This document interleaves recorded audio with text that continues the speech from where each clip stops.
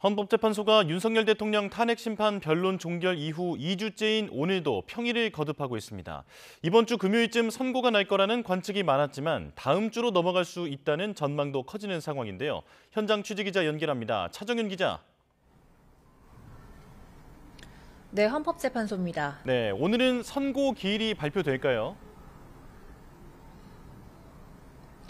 네, 전직 대통령 사례를 고려하면 오는 14일, 이번 주 금요일에 선고할 거란 관측이 많았는데요. 그러려면 헌재가 선고 사흘 전인 오늘이나 늦어도 내일은 선고 날짜를 밝혀야 하는데 아직은 소식이 없습니다. 오늘도 철저한 보안 속에서 평일을 거듭하고 있는 헌법재판관들은 사건 쟁점을 검토하며 고심하고 있는 것으로 보입니다.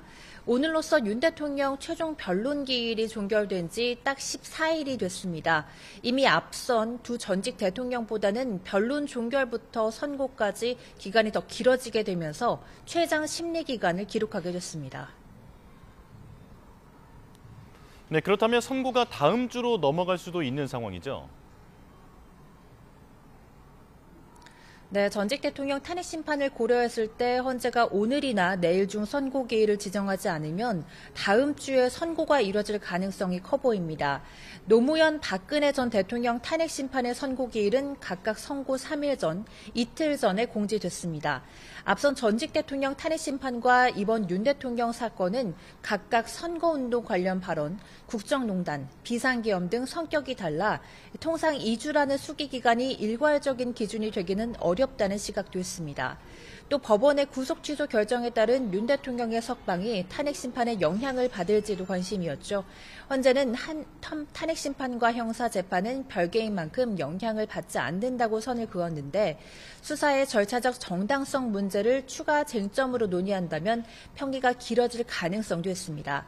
이런 가운데 먼저 변론을 끝낸 한덕수 국무총리 측은 헌재에 조속히 선고 기일을 지정해달라는 의견서를 내기도 했습니다.